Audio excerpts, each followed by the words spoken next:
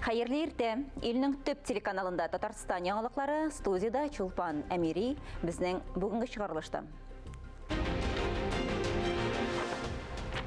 Туганнарның җыелган чагы. Казанда 11-нче бөтен Россия татар авыллары эшмәкәрләре җыены үз эшен тәмамлады. Чәчү чоры җитеп килә. Авыл хуҗалыгында иң җаваплы чорларның берсе язгы кыр эшләре якынлаша. Оренбург кала. Татарстанның дәүләт җыр һәм бию ансамбле шушы көннәрдә Оренбург өлкәсендә гастрольләрдә.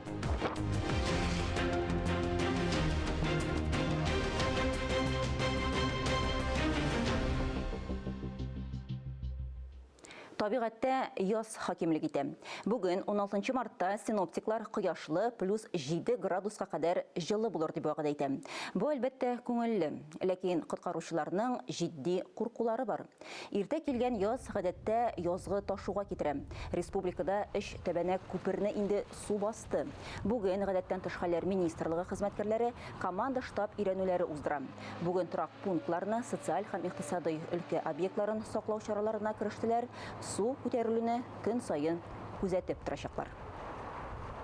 Игелекле Казан фонды Сеченов урамында мохтаҗларга кайнар төшке аш өләшә башлады. Волонтерлар шул рәвешле әтисе яки әнисе булмаган күп балалы гаиләләрне, инвалид балалар тәрбияләүче гаиләләрнең тамагын кайгырта. Шулай ук төшке ашларны үзләре йөри алмаган өлкән яшьтәге казанлыларга да илтеп бирәләр. Кайнар төшке аш атнаның 3 көнендә, сишәмбе, пәнҗешәмбе һәм шимбә көннәрендә көндезге сәгать 1-дән 2-гә кадәр таратыла.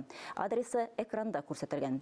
Шулай ук авыр тормыш хәленә эләккән шәһәрләргә азык-төлек һәм көнкүреш химиясе да таратыла. Якын арада аларга юридик ярдәм дә күрсәтеләчәк. Өстәмә мәгълүматны 558 74 18 кайнар линия телефоны аша белергә мөмкин.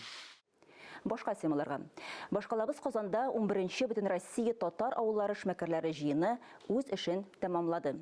Җыен 3 көн дәвам итте. Биредә Россиянең 47 төбәгеннән 600 татар эшмәкәре җыелган иде. 3 көнлек программада катнашучылар күргәзмә ярминкәдә пленар утырышта катнашты. Шулай ук Чувашия Республикасына сәфәрдә булып кайтты. Җыенның йомаклау көненнән безнең чираттагы репортаж. Бөтен Россия татар авыллары эшмәкәрләре җыенының йомаклау көне Россия төбәкләрендә җитештерелгән продукция һәм халык кәсебе товарлары күргәзмә ярминкәсе белән танышудан башланды. Хәләл хезмәт белән үз продукциясын җитештерүчеләр бер мәйданга җыелды. Милли кием, милли ашлар, милли сувенирлар, сәламәт яшәү рәвеше, авыл хуҗалыгының техник юнәлешләре, татар брендлары барысы да бар. Иң мөһиме үзебезчә, милли һәм заманча. Хәзерге вакытта 3 ел, 4 ел инде музыка кораллары ясыйм. Борынгы 6-7 гасыр музыка уен кораллары, думбра, кылкубыз, менә ятаган ясарга исәп бар, менә ясый башларга исәп бар планда инде. Думбралар төрле агачлардан эшләнелә, менә булай уеп, төрле татар орнаментлары төшереп, накладкалары кызыл агачтан, булары клен, получается, парагачтан эшлим, резонаторы, елка, чыршы, татарча әйткәндә, кедрдан эшләнелә. Иң шатландырганы халыктан сорау бар ди Җәлил әфәнде. Республикабызның 45 мәктәбе курай, кылкубыз кебек уен коралларын сораган. Шулай ук күргәзмәдә моңарчы бер кайда да булмаган яңа товарларны да тәкъдим итеп булды. 2019 елда мин уйлап таптым майны и ясадым аны алтын белән. Натуральный пищевой алтын. Аны можно ашарга, аны можно салатка салырга, кешеләргә подарок иттереп, бүләк иттереп бирергә. Вот шул хәтле уникальный майлары чыгып булды. Бу май бик файдалы. Хатын-кызлар матур булсын өчен бу май бик әйбәт. Күргәзмәдә аерым урынны Каз мамыгыннан мендәрләр алып тора. Татар мамык мендәрләре бренды булдырдык. Һәм инде безнең 2 ай эчендә 1047 мендәр килде. Бу инде 14 регионнан, бер чит илдән, Казакъстаннан һәм Татарстан районнарыннан. Һәм төрле чигелеш, төрле үрнәкләр белән. Шума чигү өстенә безнең хатын-кызларыбыз тамбурлы чигү, ягъни каюлы чигү, һәм инде ушковый дип атала ул, колакча чигү төрләре белән мендәрләр чигеп җибәрделәр. Безнең бу проектыбыз мәчетләр архитектур яктырту. Шул ук исәптән без аларның тарихын язабыз һәм шушы информация белән без аннан соң бүлешәбез ВКонтакте, Telegram, WhatsApp'та. Буңа нигезләнеп без ясый башладык конкурс, балалар өчен конкурс һәм шушы конкурсның нигезендә без балаларга бүләкләшәбез үзебезнең наборларны. Бүгенге көндә 13 мәчет яктыртылды. 11-нче Бөтен Россия татар авыллары эшмәкәрләре җыены кысаларында делегатлар Чувашия Республикасы Шыгырдан, Тукай, Урмай авылларында булып, андагы матур үрнәкләр белән танышты. Делегатлар мондый очрашулар бик кирәк һәм файдалы дип саный. Пленар утырышта эшмәкәрләр, хуҗалыклар үз төбәкләрендәге тәҗрибә белән уртаклашты. Мәсәлән, Чувашиядагы Слава картофель җаваплылыгы чикләнгән агрофирма җитәкчесе Рамил Идзатуллин телефон һәм интернеттан айыру өчен балаларын бәрәңге бизнесына җәлеп иткән. 2019 елында алдык грант. Шул грантка алдык мал. Малны алып кайттым мин Башкириядан, Герефордский породан. Шуннан шул малны асрайбыз. И шуннан башка инде еще без чачабыз. И эшләбез, сена эшләбез. Мал асрайбыз инде. Biz үзебезнең җитешкән, җитешмәгән әйберләрне күрсәтер өчен генә түгел, без сездән бик күп үрнәк алабыз. Менә һәммәгез монда килгән чыгыш ясаган иптәшләр, алар барсы да үз кешеләре белән нинди зур бизнес гына бару түгел, сезнең һәммәгездә дә үзегезнең татарлыгыгызны сакларга, шушы безнең гореф-гадәтләребезне киләчәк буыннарга җиткерергә, менә сезгә шуның өчен һәммәгезгә зур рәхмәт. Менә шундый булыгыз киләчәктә дә. Очрашу безнең өчен зур горурлык һәм җаваплылык. Кайсы гына өлкәгә барсак та, иң элек милләттәшләребез белән очрашабыз. Бердәм булып, бөек татар халкы булып яшәргә насыйп булсын иде дип сүзен тәмамлады Милли шура рәисе Васил Шейхразиев. Ойзле Батырханова, Редакция Хәйкәрәев, Татарстан яңалыклары. Авыл хуҗалыгында иң җаваплы чорларның берсе язгы кыр эшләре якынлаша. Чәчүне вакытында һәм югалтуларсыз башкарып чыгу өчен техниканың төзек булуы мөһим. Әйтик, Буа районының Авангард агрофирмасында быел басуларга чыгасы техниканы инде ремонтлап бетерәләр. Әзерлек эшләрен Буадагы хәбәрчебез Алсу Самигуллина да күреп кайтты. Авангард агрофирмасында 10 елдан артык хезмәт куючы Дмитрий Сидоров комбайнда заманча Макдон һәм Туман үз ерешле сиптергеч белән идарә итә. Техникасын чәчү сезонына әзерләүне көзге кыр эшләре тәмамлангач ук башлаган. Готовим технику тщательно, основательно. Без техниканы җентекләп әзерләйбез. Чәчүдә батырлыклар булмасын өчен тырышабыз. Чөнки һәр минут кадерле бит. Узган көз яңгырлар күп яу сәбәпле техника торышына да шактый зыян килде. Әзерлек барышында авыл хуҗалыгы хезмәтчәннәре барлык кимчелекләрне дә бетерергә тырыша.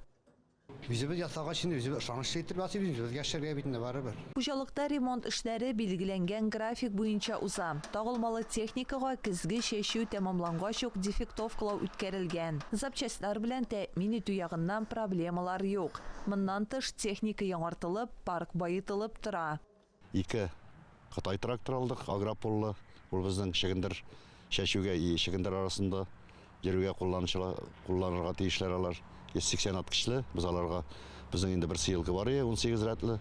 Тагы бер жаңа сыелка алдык и 2 культиватор кайтачак междурядный обработкага чигендергә. Шулай ук 3 комбайн кайтты. Зерноуборочный Акрс 585. Тиздән хуҗалыкларда әзерлеккә нәтиҗә ясау буларак техник күзәтүләр тотыначак. Инде апрель урталары ахырларында басуларда трактор гөрелтеләре ишетелә башлаячак. Алсу Самигуллина, Илнур Кадыров, Татарстан яңалыклары. Республикага жылы яктан күчмә кышлар кайта башлады. Алар үзләре белән кыш гриппы да ияртергә мөмкин. Йогышлы аурудан хуҗалыклардагы кыш-кортларны ничек сакларга? Бу турыда Зәйдәге хәбәрчебез Әдилә Борханова белеште. Жылы яктан кайтучы кышлар үзләре белән гриппта ияртергә мөмкин. Моны истә тотып, Иске Зәйдә яшәүче Нияз Салихов кош-кортларын урамга чыгармый, аларны ябылуда тотуны өстен күрә. Күп еллар дәвамында мал табибы булып эшләүче, авырган кошны да бик яхшы аера. Авыр тавыкларны инде алар күренеп тора, аларны кәефләре булмый, борыннарыннан агып торырга мөмкин. Алар быйык булып утырып торалар. Айрыша күчмә кышлар кайту чорында йорт кышларын ябык урыннарда тотарга кирәк. Урамга һәм сулыкларга чыгармаска киңәш итә ветеринария белгечләре. Билгесез җитештерүчеләрдән азык һәм кошкорт сатып алмауың хәерле булуын искәртәләр. Киек кышлар белән, бүтән кыргый кышлар белән әйтик, азыкны ябык урыннарда сакларга зарури. Чөнки чыпчыклар, күгәрченнәр кереп анда үзләре белән алып керергә мөҗитләр, шуның белән безнең ул чирбарлыкка килергә мөҗит. Хәзерге көндә районда кош гриппы буенча вәзгыять тотрыклы, тик шулай да ветеринария берләшмәсе белгечләре сак булырга киңәш итә. Зәй районында 10 фермер хуҗалык кошчылык белән шөгыльләнә. Бу уңайдан мал табиблары тарафыннан ветеринария чаралары, аңлату эшләре алып барыла. Кошлар үлгән очракта яки шикле билгеләр табылганда кичекмәстән ветеринария хезмәтен чакырту зарур. Шыгарылышыбызны авыл хуҗалыгына багышланган авыл сулышы сәхифәсе белән дәвам итәбез. Биредә авыл хезмәтчәннәре, алар җитештергән продукция, гомумән республикабызны азык-төлек белән тәэмин итүчеләр турында сөйләрбез. Сүзне Динә Нәҗметдиновага бирәм. Хәерле иртәм, эфирда авыл сулышы сәхифәсе, сезнең белән мин Динә Нәҗметдинова. Бу атнада шимбә көнне Казанның 14 мәйданчыгында, шулай ук Яшел Үзән, Чаллы, Түбән Кама районнарында язгы авыл хуҗалыгы ярминкәләре эшли башлый. Шәһәр халкы өчен яшелчә, ит, май, йомырка, бал, шикәр, ын, ярма кебек азык-төлек тәкъдим ителәчәк. Татарстан районнарыннан китерелгән башка фермерлык продукциясе дә көтелә. Узган атнада Тат Агроэкспо күргәзмәсе булып узды. Әлеге утырышта бертекле ашлык суктыру һәм сөт саву буенча соннар китерелде. Киләсе елга максатлар билгеләнде. Россиянең 35 төбәгеннән Беларусь һәм Кыргызстаннан килгән авыл хуҗалыгы техникасын, нәтиҗәле терлекчелек, үсемлекчелек өчен җиһазлар, авыл хуҗалыгы продукциясын эшкәртү, саклау һәм тергәкләү эшләнмәләрен күрсәттеләр. Күргәзмәне вице-премьер, авыл хуҗалыгы һәм азык-төлек министры Марат Җаббаров ачып җибәрде. Икенче көнне күргәзмәдә Татарстан Республикасы рәисе Рөстәм Миңнеханов та катнашты. Рөстәм Миңнеханов киштәләрдә урнаштырылган һәрбер азык-төлеккә, эш коралына һәм техникага игътибар бирде. Мөслим районы чәчү техникасын җитештерү буенча дан тота. Марат Җаббаров имгаклау коллегиясендә авыл хуҗалыгы өлкәсенә яшь буын эшче куллар җитмәү турында ассызыклап үтте. От производительности зависит и заработная плата работников. Это еще один из индикаторов рейтинга. Отмечу, что за последние 4 года имеем существенный рост по заработной плате. Она выросла на 62%, достигнув в среднем 39 тысяч рублей в месяц. Но этих темпов все равно недостаточно, нужно ориентироваться на лучшую организацию отрасли. По районам ситуация различается. Даже между соседними разница больше, чем в 1,5 раза. Создание условий достойной оплаты позволит привлечь квалифицированных специалистов. Уровень обеспеченности кадрами составляет от 79 до 96%. Җирлекләрне үстермичә торып, авылга иң яхшы кадрларны җәлеп итү мөмкин түгел. Авыл җирлеген комплексы үстерү дәүләт программасы кысаларында зур эш башкарыла. Уңайлы шартлар тудыру агросәнәгатьнең иң мөһим бурычларының берсе дип саный Рөстәм Миңнеханов. Чираттагы утырышта язгы кыр эшләре вакытында һәм уңышлы оештыру турында сөйләштеләр. За последние годы много было сделано в части обновления техники. Эту работу мы и дальше будем продолжать. Ну и очень приятно, что нет никакой озабоченности в части организации производства запчастей, организации обеспечения запчастей, что техника будет готова к весенне-полевым работам. Но как бы ни было, мы остаемся зависимыми от иностранных поставщиков техники. И, конечно же, вопрос импортозамещения для нас он является так бы первостепенным. У нас есть уже примеры. Вот Агромастер мы видели несколько реализованных проектов мирового уровня. Вот наши коллеги из Арска освоили производство стойлового оборудования, которого не было. Казань-Сельмаш вводит новые производства площади. Коллеги озагында Рөстәм Миңнеханов агрономнарга, механизаторларга бүләкләр тапшырды. Дәүләт ярдәме нәтиҗәсендә 2022 елда Орчада премикслар һәм катнаш азыкны алмаштыру буенча завод эшли башлады. Әлеге оешма авыл хуҗалыгы сәнәгать кулланучылар кооперативы буларак барлыкка килгән. 5 ел элек кышлар үрчетү өчен азык һәм истәмәләр чит илдән сатып алынса, бүген әлеге продуктлар үзебезнең башкалабызда җитештерелә. Покупатели у нас это Республика Татарстан, Кировская область, Удмуртия, Башкирия.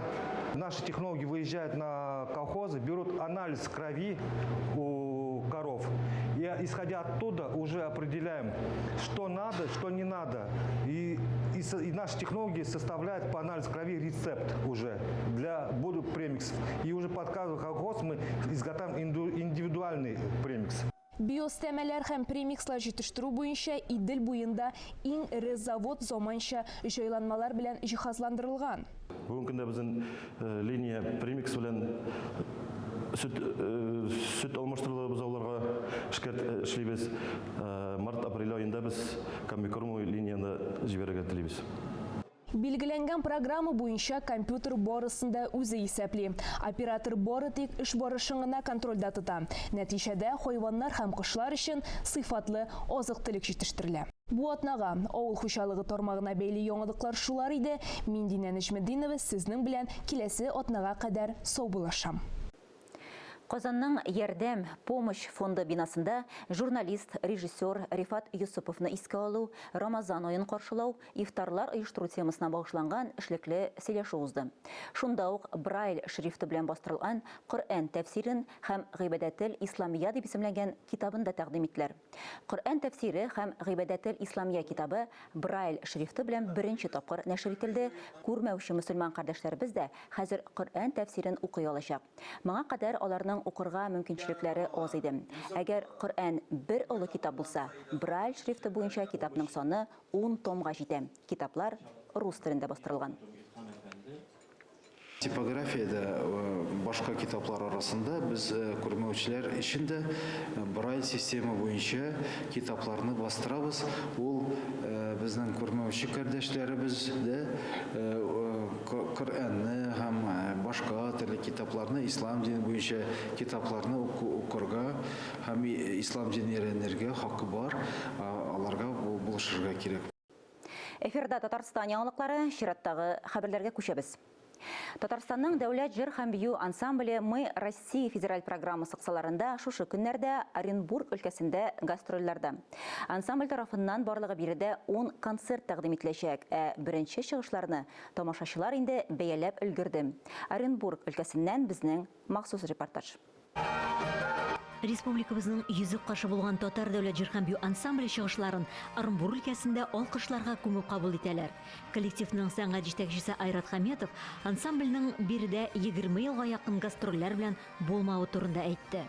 Шуңа күрә шатланып килдек. Яңа программабызда без бергә дигән, шуңа күрә бергә яшик, бергә мул итеп яшик. Программабызда безнең иң яраткан гадәт-гырыфләребезнең матур җырларыбыз, матур көйләребез, матур биюләребез һәм инде матур костюмнарыбыз белән тамашачы белән бергә тамашачы безне сагынган, без дә тамашачыны сагындык. Оренбург өлкәсендә җыр һәм бию ансамбле татар сәнгате белән бергә Россиядә яшәүче башка халыкларның иҗатын да күрсәтә. Безнең белән бергә җырлап утыралар, шатланалар, елмаялар, көләләр менә искиткеч менә шундый энергетика белән biz аларга үзебезнең энергетикабызны бирәбез, алар безгә менә шулай дәртләнеп, бергә мотор иттереп, күңелле иттереп концерт үткәрдек. Концертларга килүче тамашачылар артистлар чыгышыннан сыкланулар белән уртаклашып, рәхмәт сүзләре яудырды. Кызык булды миңа карап утыру. Менә без бит инде телевизордан һәр вакыт шушы ансамбльне көтеп алам. Менә залда карап утыру ул бигрәк тә бик куанычлы булды. Рәхмәт бик зур. Гастроль концертларына нәни тамашачыларның килүе дә күркәм. Татар җыр биюләрен, гореф-гадәтләрен, традицияләрен күреп үсү киләчәк буыннарыбыз өчен мөһим икәнен биредә бик яхшы аңлыйлар. Рәхмәт әйтәсем килә. Безне килеп, мондый матур көннәрдә куандырган өчен. Без бик куанып, шатланып карадык. Килегез безгә, без сезне яратабыз. Гастроль маршруты да күләмле. Коллективны Оренбург өлкәсенең унлап авыл шәһәрендә зур түземсезлек белән көтәләр. Күңелләренә шушындый рухи ләззәт алырлар, безнең җырларыбыз, моңнарыбыз белән сукланып, дәртле биюләребезне күреп, үзләренә инде алдагы елларда яшәр өчен тагын бик көч, куәт алырлар дип уйлыйм. Татар дәүләт җыр һәм бию ансамбле «Без бергә» программасын тәкъдим итә. Исеме очраклыгына түгел, 2023 ел Татарстанда милли мәдәният һәм традицияләр елы дип игълан ителде. Республика татар, рус, чуаш, удмурт, мордва, мари һәм башка 130дан артык милләт вәкилләре өчен уртак йорт. Шундый катлаулы вакытта да без бергә тату һәм яхшы кәеф белән алга барырга тиеш дип ышандыра иҗатчылар. Эльза Әхмәтҗанова, Татарстан яңалыклары, Оренбург өлкәсе. Казан дәүләт мәдәният институты 20 марттан 27-сенә кадәр Бөтен дөнья театр көнен бәйрәм итү уңаеннан театр атнасы дип исемләнгән иҗади проект оештыра.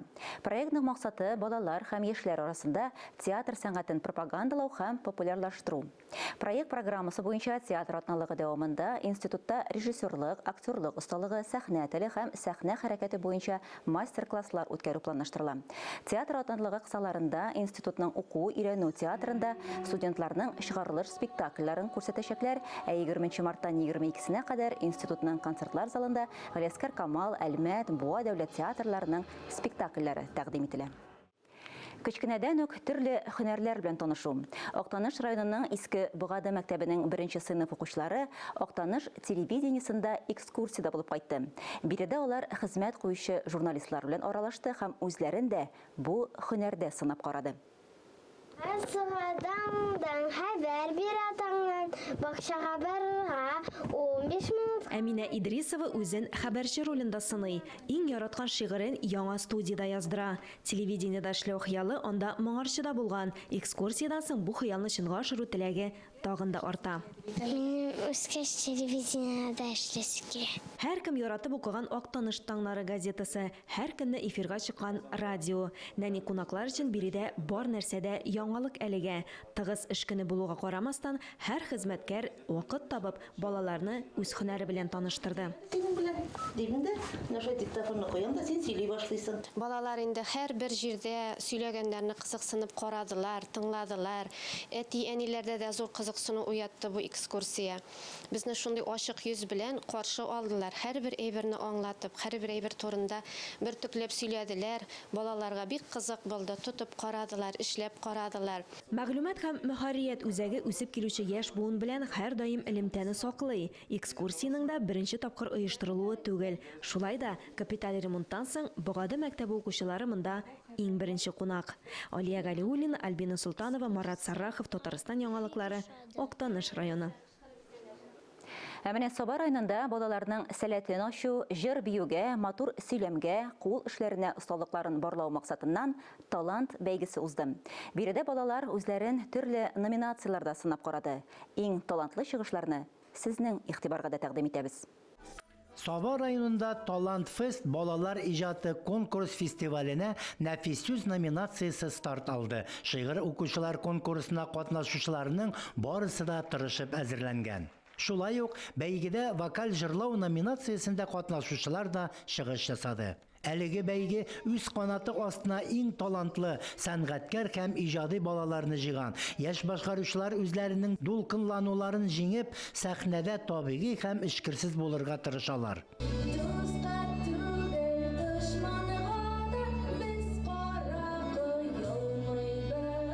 Биюченең итәге бии кыскара. Биючегә сүз әйтмәгез. Бии остара дисәк тә, бию номинациясендә чыгыш ясаган яшь талантлар инде остарып та беткән.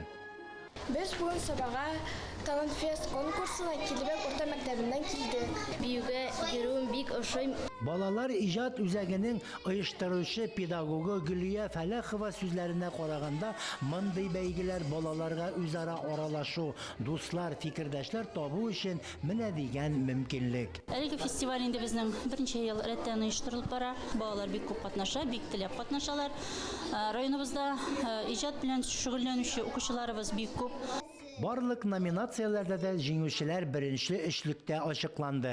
Талант Фест оештыручылары шын талантлы укучыларга дипломнар, акчалата бүләкләр тапшырды. Җиңүчеләр Саба районы данын республика күләм без бергә дип исемләнгән бәйгенең зона турында яклаячак. Фәннур Хәсәнов, Татарстан яңалыклары, Саба районы.